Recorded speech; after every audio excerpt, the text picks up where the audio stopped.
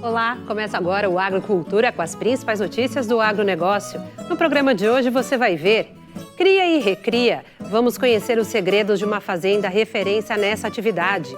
As formas de obter alta produtividade e gerar mais renda com a pecuária intensiva. Preços altos e escassez de produtos. Cultivo de orgânico sofre mais com o calor que persiste desde o ano passado. Agricultura e pecuária são setores econômicos mais prejudicados com o desastre climático do Rio Grande do Sul.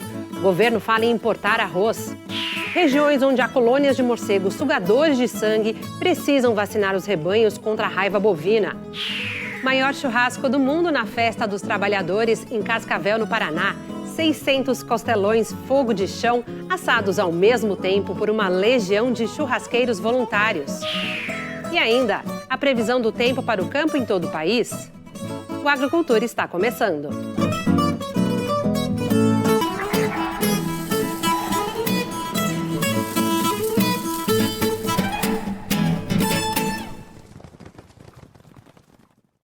A agricultura orgânica ocupa cada vez mais espaço na mesa do brasileiro, mas os preços têm disparado desde o ano passado. E não é para menos. Um estudo mostra que esse tipo de cultivo sofre mais com as ondas de calor, queimaduras em folhas e frutos, além de distúrbios fisiológicos nas plantas que resultam em queda na produção, figuram entre as principais queixas dos agricultores, como mostra pra gente a repórter Laís Duarte. Colorida, viva e vibrante. É o meu ganha-pão e minha vida, né? Minha vida está aqui na agricultura.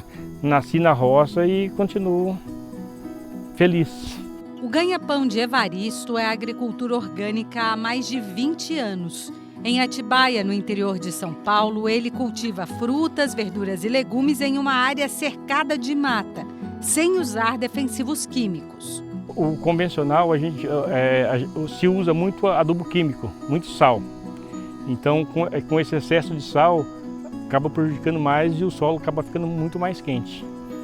E na parte do orgânico, que a gente usa bastante matéria orgânica, composto orgânico, aí o solo fica mais aerado. As minhocas, os micro-organismos do solo, acaba trabalhando mais o solo.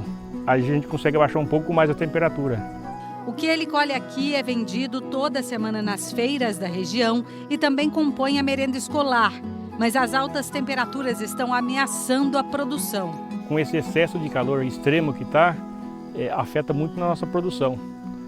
Tanto na germinação da semente. Em dezembro a temperatura chegou a 29, 39 graus mais ou menos. 39 graus.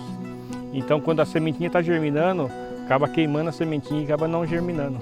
O morango sem agrotóxico, atração dos canteiros, sofre com o calorão. Ele não consegue germinar, tá vendo? Ele não consegue desenvolver. O excesso de temperatura causa isso aqui, ó, tá vendo?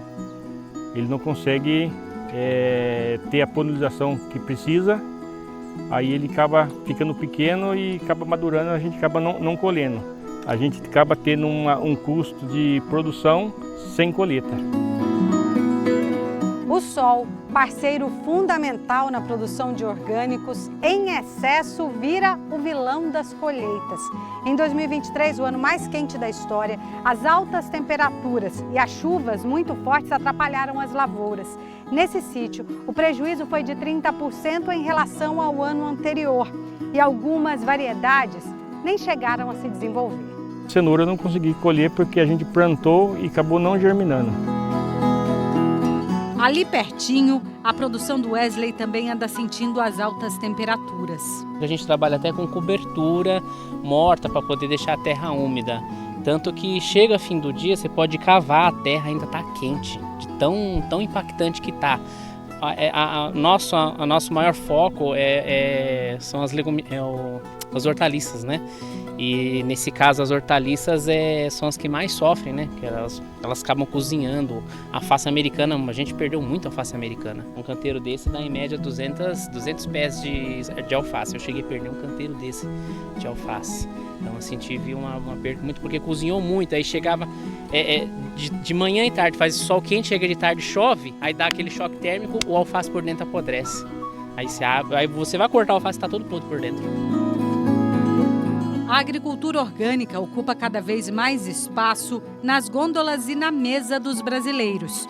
Tanto que o Brasil é o 4º consumidor de alimentos orgânicos no mundo. Mercado que movimenta cerca de 97 bilhões de dólares por ano. O equivalente a quase 500 bilhões de reais, segundo dados da Abrafrutas, Associação Brasileira dos Produtores e Exportadores de Frutas e Derivados. São 25 mil produtores orgânicos regularizados, de acordo com o Ministério da Agricultura, e boa parte deles anda em clima de preocupação. As atividades humanas, elas causam o problema, que são as emissões de gás de efeito estufa, mas também nós somos afetados pelo problema. A população, os setores econômicos, diversas áreas, energia, produção de alimento, recurso hídrico, as cidades. Então, a gente está sendo afetado constantemente pela mudança do clima e a notícia é que isso vai acontecer de forma mais intensa e frequente ao longo do tempo. Tá? Então, esse é um primeiro ponto para a gente olhar. E a agricultura, especialmente, ela depende muito das condições climáticas. Então, o que está acontecendo é que esses eventos climáticos com o aumento da temperatura, o que já aconteceu e a tendência de ser mais forte o aumento da temperatura, vai causar problemas para o setor. Porque a gente vai ter em algumas regiões, em alguns momentos, excesso de água, em outros momentos a falta de água, por exemplo, ou aumento de calor ou menos calor. E isso influencia na produtividade. Então, a gente tem que se preparar para isso, E uma forma de se preparar para isso, por exemplo, é colocar isso no centro das decisões, porque a mudança do clima é uma questão fundamental hoje para todos os setores econômicos. Então, trazer isso para o centro da tomada de decisão como mais um risco que deve ser observado para você se desenvolver é importante, porque daí você fica mais preparado para lidar com aquele risco. Então, o primeiro ponto é informação, conscientização e planejamento nessa área. Quem estuda agricultura orgânica aponta que ela pode reduzir as emissões de gases do efeito estufa, melhorar os solos e a resiliência das culturas. Quem põe a mão na terra também vê vantagens. Na produção você vê diferença. O sabor do alimento é totalmente diferente. Então, e também assim, se eu fosse aqui um produtor convencional na produção de morango, eu já não estaria mais aqui. Cada ano se planta morango numa área diferente. E aqui eu já estou 4 anos na mesma área, com a mesma produção. Sempre o solo cada vez vai melhorando mais. E no convencional, com excesso de adubação químico, você acaba matando os micro-organismos do solo. Em tempos de mudanças climáticas, mudar também é a saída para a agricultura. Nessa época a gente está tentando até diminuir um pouco das hortaliças e entrando com outras culturas ou aguardando mesmo a terra, você vê que está um mato grande, para a gente entrar com, assim que dá uma estiada, uma melhorada, entrar com outras coisas. Vamos torcer para dar uma refrescada nesse calor. Veja a seguir no Agricultura, maior churrasco do mundo com 600 costelões fogo de chão assados ao mesmo tempo, comemora o Dia do Trabalhador no Paraná. Agricultura e pecuária são os setores da economia mais afetados pelo desastre climático do Rio Grande do Sul. Nós voltamos já.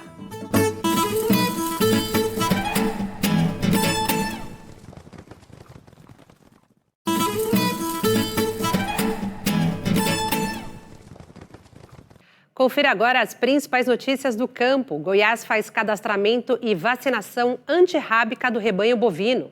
E em Cascavel, no Paraná, o maior churrasco do mundo no Dia do Trabalhador.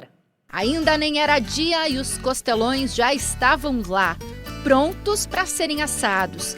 A preparação começou ainda na madrugada e às 6 horas da manhã o fogo foi aceso. Hora de assar o maior churrasco do mundo.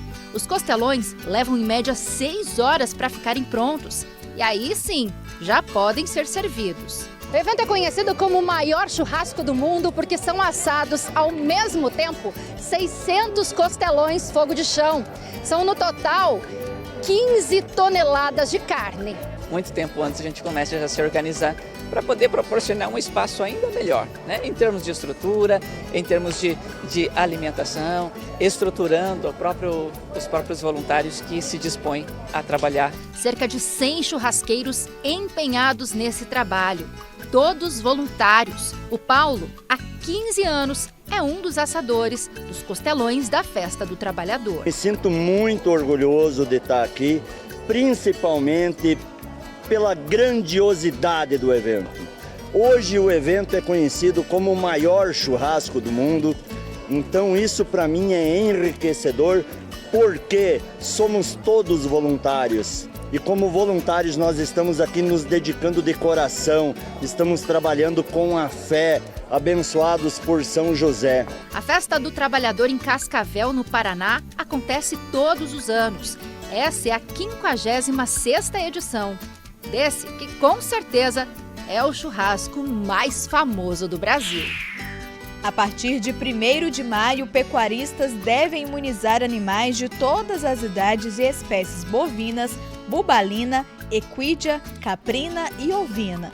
O prazo para a declaração de rebanho do estado e de comprovação da vacina antirrábica será de 60 dias. A novidade é que este ano o produtor terá que declarar de forma detalhada o mês de nascimento de todos os bovinos e bubalinos que tenham entre 0 e 12 meses de idade. A declaração deve ser realizada pelo Sistema de Defesa Agropecuária de Goiás por meio de login e senha do titular da propriedade. Todos os produtores rurais do estado precisam declarar o rebanho junto à Agrodefesa.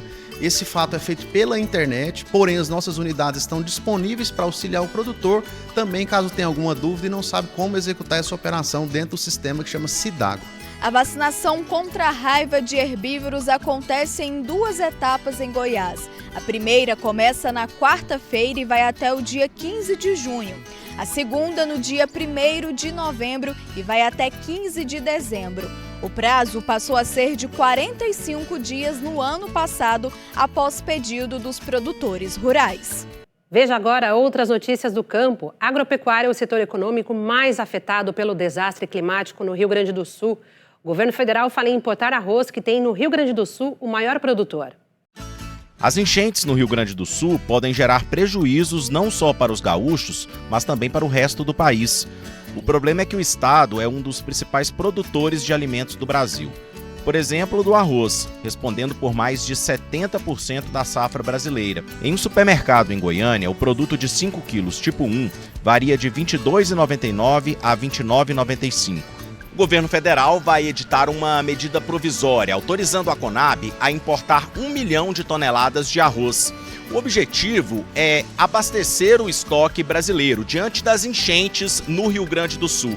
Em um primeiro momento, a intenção não é vender o produto para atacadistas, mas sim evitar o desabastecimento. As frutas e hortaliças também ganham destaque na produção gaúcha, que é consumida pelo país. Pera e maçã são alguns dos produtos mais colhidos.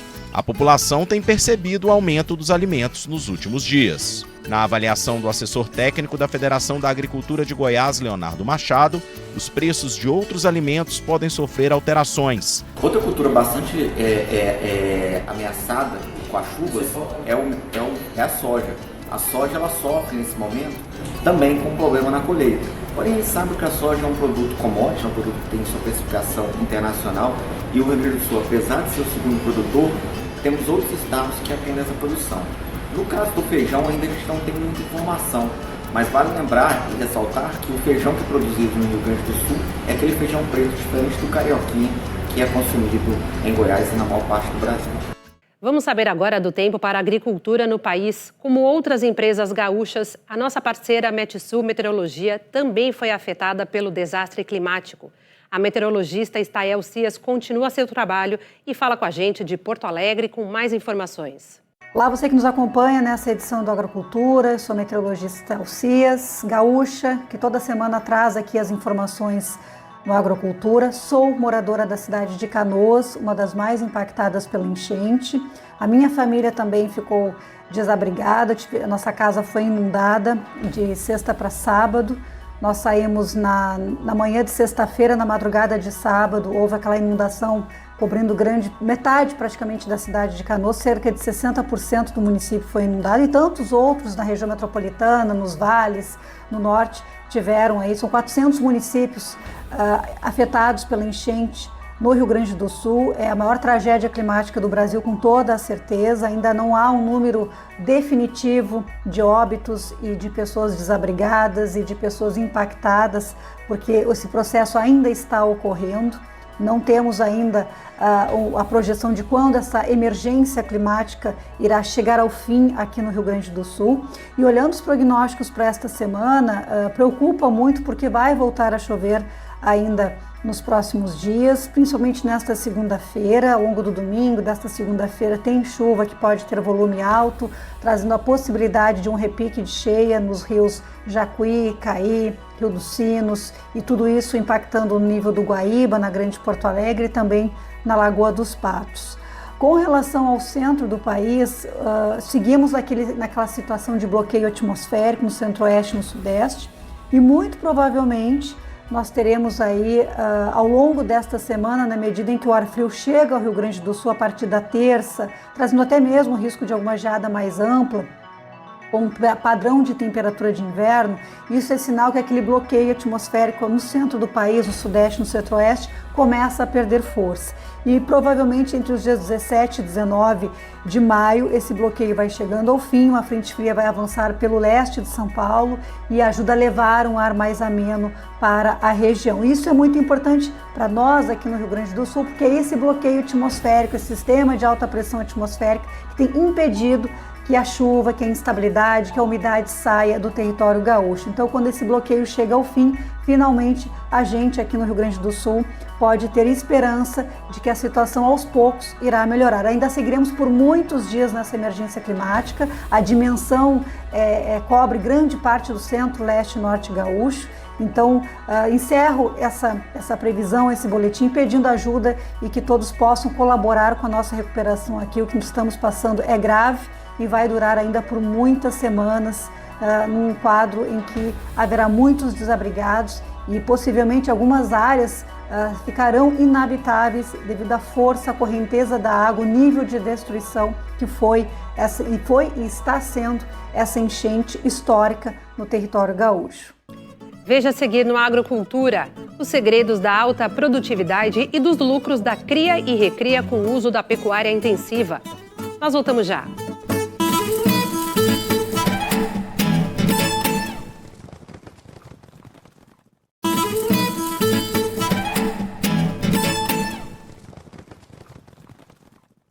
Muita gente diz que a pecuária de corte não dá muito lucro, mas o repórter Bruno Faustino foi ao interior de São Paulo e mostra pra gente uma propriedade rural que se tornou referência. Quer saber como? Conta pra gente, Bruno. Segura, porque hoje o agro é radical. Existe maneira mais inusitada de chegar em uma propriedade rural do que a bordo de um quadriciclo? Diz aí. Estamos próximo a Piracicaba e por aqui, para onde se olha, o que se vê é cana-de-açúcar. Essa região aqui do interior de São Paulo é dominada pelos canaviais, mas a Fazenda Cavalinho, aqui em São Pedro, se destaca na pecuária intensiva. Basicamente, o trabalho que é feito aqui é de cria e recria de bezerros e novilhas.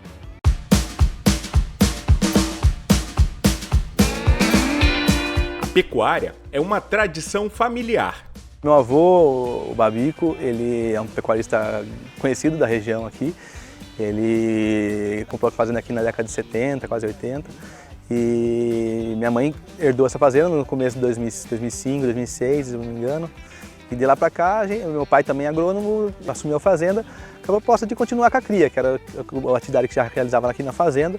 E desde lá vamos implementando as mudanças as mudanças tecnológicas principalmente que vão surgindo aí, né? A cria e a recria são outras formas de gerar renda na pecuária de corte. A cria é a atividade de você ter o plantel de vacas e todo ano, nas estações de monta, você expõe elas aos touros, os bezerros vão nascer, você forma os lotes e vende os bezerros. Aqui no nosso caso a gente vende todos os machos, só que as fêmeas ficam para a recria. Elas vão ficar na fazenda por mais 1 ano e meio, até que elas se tornem matrizes ou não. As matrizes vão ser as vacas, são as novilhas que vão repor as vacas que vão perdendo a produtividade, ou tem que ser abatidas, ou acontece uma perda de uma vaca adulta, as novilhas entram no seu lugar. Então, no nosso caso aqui, a recria, inclusive o pasto, a intensificação foi feita justamente para melhorar a recria das novilhas. Você ouviu aí falar em mudanças, pecuária intensiva.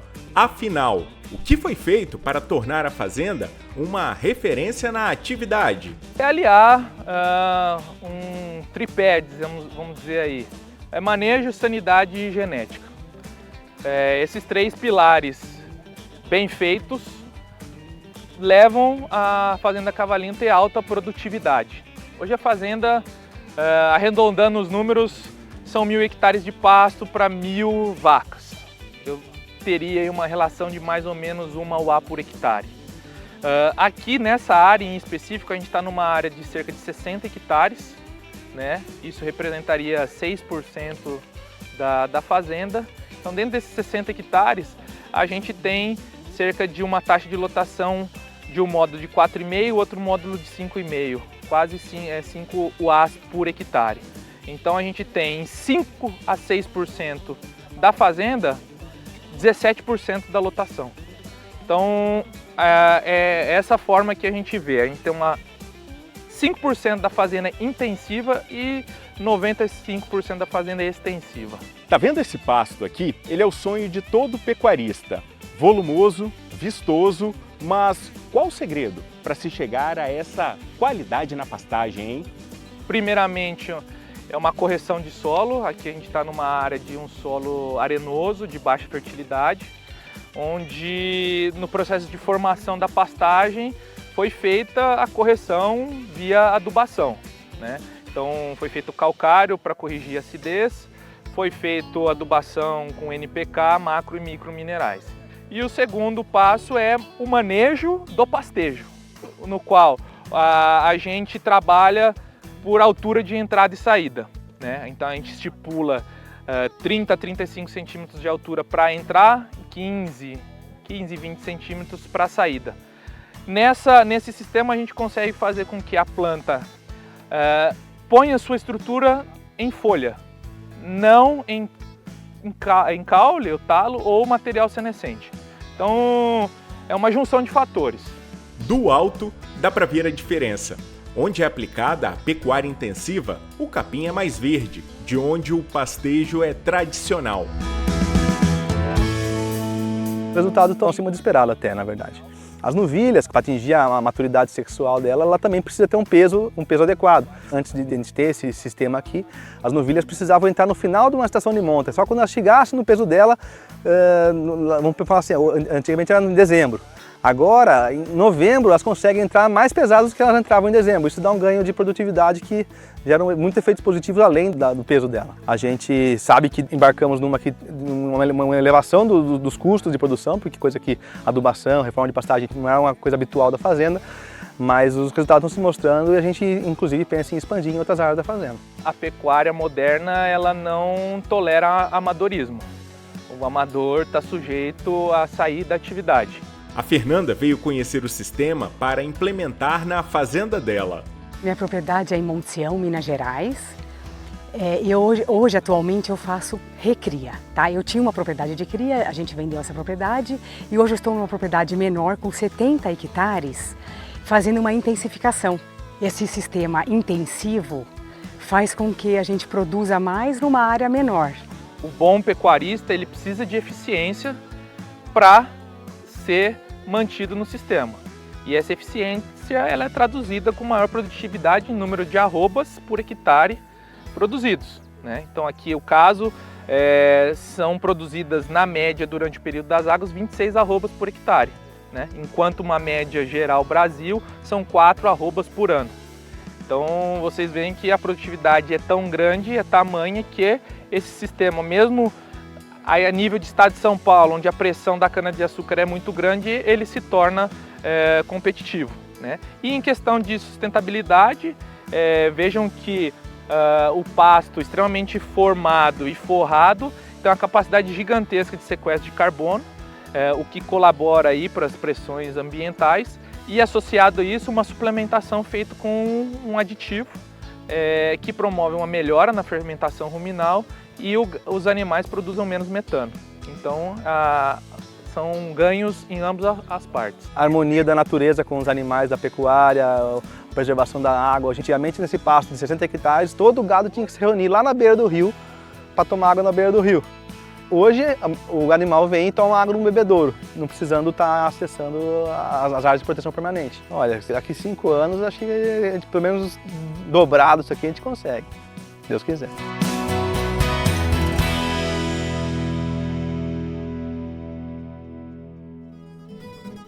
O Agrocultura de hoje termina aqui. Obrigada pela sua companhia e até o próximo domingo, às 10 horas da manhã. Uma ótima semana para todos.